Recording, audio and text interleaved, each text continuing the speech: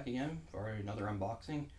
Actually, I'm trying to think about my unboxings. The last one I did, yeah, I came up to it. There was one before that, I think I might have even mentioned the last one that might never see the light of day because I really screwed up the settings and things like that. This, hopefully I'm using everything properly now, and we should finally be past those audio issues I had in the other, because I have a new mic that's supposed to be pretty good, but this is my first time using it where I'm kind of far away from it. Well, not really as far away, but you know what I mean, because I tested out a few times on streams, but you couldn't really tell the difference. But hopefully the mic will start proving its worth here. So, new unboxing.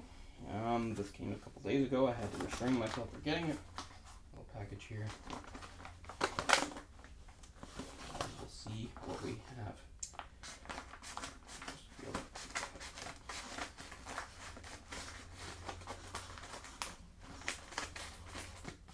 Yeah, what is this stuff?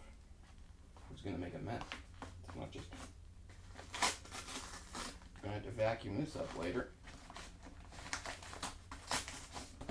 Okay. Let it speak for itself. Itchy, tasty. Right?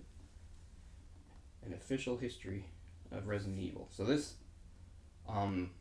only covers, I think, the first 10 years. So about 1996 to 2006, which is fine by me because those are the games that matter the most to me. I feel like all the games since then, the best ones were just remakes of the older ones. Not that there aren't any good Resident Evils, but anyway, this is by Alex Aniel, and I've heard about this for quite a few years.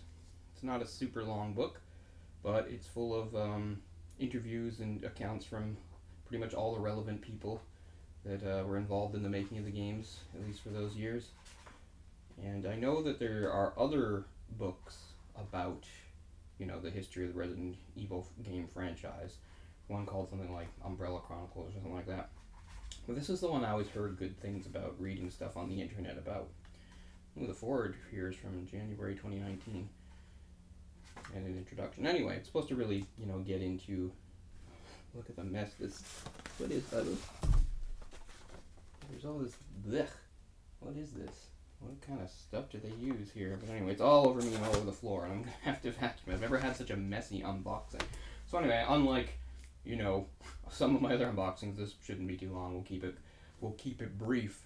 Not have to go 15 minutes, but I'll very just quickly say, you know, I'm not trying to be a snob or anything like that, because stuff just has to do with your age and your circumstance. But I've always been very happy about my age and my experiences in games. There's no wrong time to play a game for the first time. If you don't, you know, sometimes it is your age, or sometimes it's just opportunity, and maybe there's a classic game that came out ages ago that you never played and you're playing it now.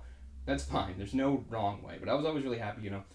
I remember renting the very first Resident Evil when it came out. It came out to no fanfare, even though it was a Capcom game. I don't even remember reading anything magazines about it upcoming. It was just sort of a complete surprise, and it was a big surprise hit, and then would go on to really kind of save Capcom, who were in some financial trouble at the time. It's hard to imagine because they were so successful and did have some other big franchises like Street Fighter and Mega Man, for instance. But this has gone on to be their most successful franchise by far. And anyway, just playing it in '96 was such an interesting feeling because it's a great feeling to remember when games felt so new and fresh. And I'm not saying they don't now either. I just haven't had much opportunity to play the newest stuff yet. But it's always a great feeling. Like, I'm just really glad that I was around to play a lot of those games, particularly the fifth generation. I do think this is true. I don't think there's ever been such a jump as from the fourth to fifth generation. So that's going from like the 16-bit era to the 32-bit. And it's not even just graphics. I mean, the first thing people think of, like, now you could play games in 3D, or at least partially in 3D, was the big loop and an uptick in graphics. But also, like, sound, too, right? Because, except for the N64, you know, you had CD-ROM-based systems, so they could store a lot more audio. So now you could have, like, actual soundtracks instead of, you know, MIDI soundtracks. Not that those weren't cool when you hear them on, like, the 16-bit and the 8-bit systems. But now, you know, you can hear actual soundtracks with real instruments and things. And also, you could have cutscenes, you could have fully animated cutscenes. You could see that as early as on the Sega CD, like in '92 or so, for something like Lunar.